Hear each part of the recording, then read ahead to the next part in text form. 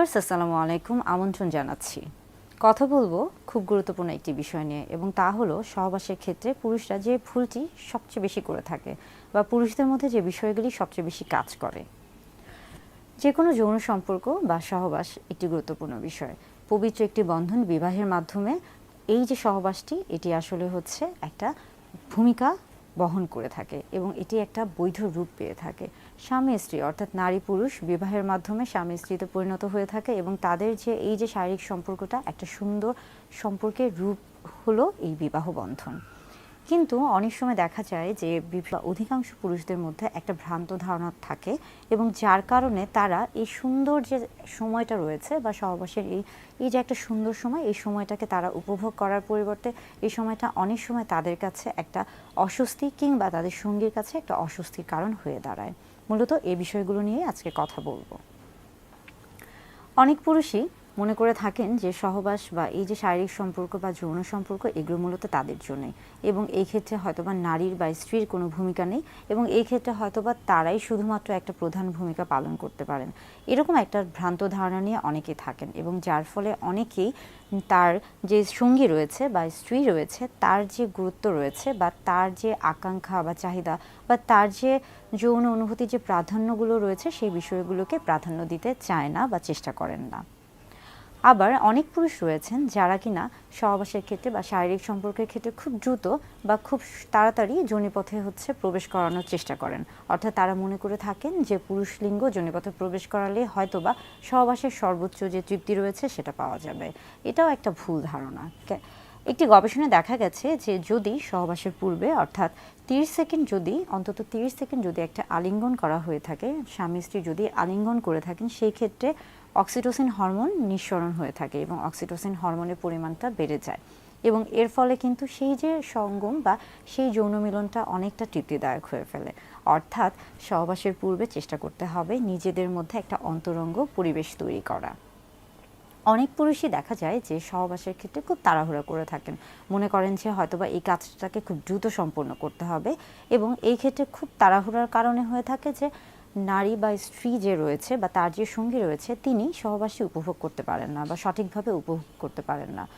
কিন্তু একটি গবেষণায় দেখা গেছে যে ৮০% নারীর ক্ষেত্রে এই যে সহবাসের সময় বা সহবাসের আগে যদি ফোর প্লে করা না হয়ে থাকে তাহলে তারা কিন্তু এই সহবাসটাকে উপভোগ করতে পারেন না বা তাদের মধ্যে যে যৌন তৃপ্তি বা অর্গাজমের যে বিষয়টি থাকে এটি কিন্তু প্রাপ্য হয় না বা তারা এটা কিন্তু এই যে অর্গাজমের যে স্বাদটা আছে এটা তারা উপভোগ করতে পারেন না।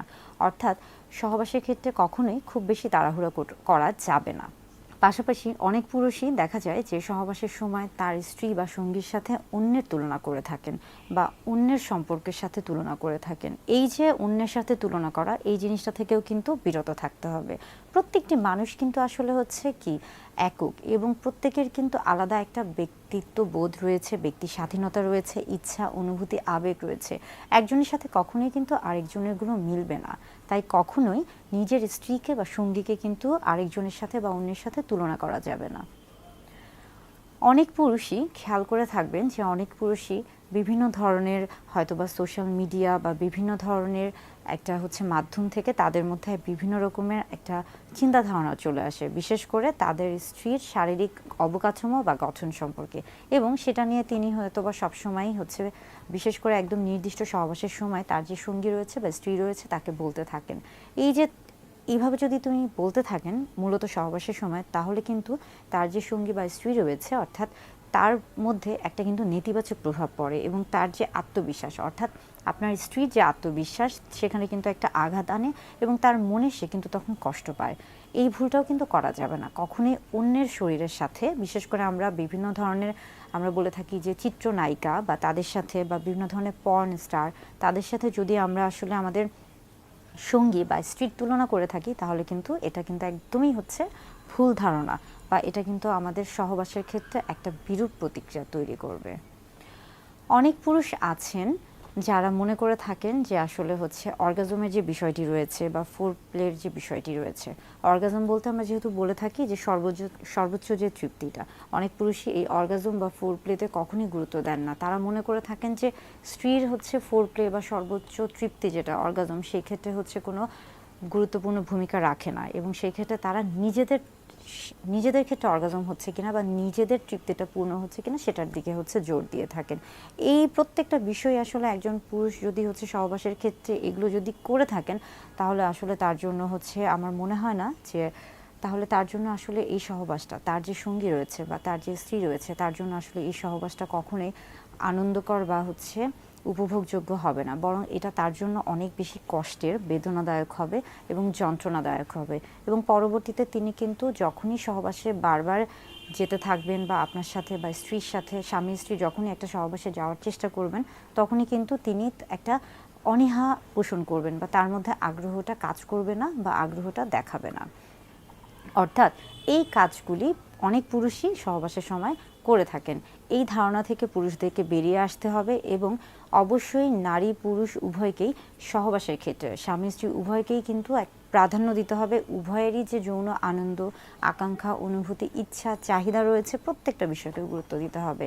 একটি গবেষণায় দেখা গেছে যে যারা প্রায় ৩৯ বছর ধরে বৈবাহিক জীবন পালন করছে, এরকম ২৯৪টি দম্পতির মধ্যে গবেষণা করে দেখা গেছে যে যদি স্ত্রীর যে আনন্দ রয়েছে বা স্ত্রীর যে যৌন আকাঙ্ক্ষা বা চাহিদা রয়েছে সেটাতে যদি প্রাধান্য দেওয়া হয়ে থাকে, তাহলে সহবাসটি অত্যন্ত আনন্দদায়ক, সুন্দর একটা যৌন সম্পর্কে পরিণত হয়।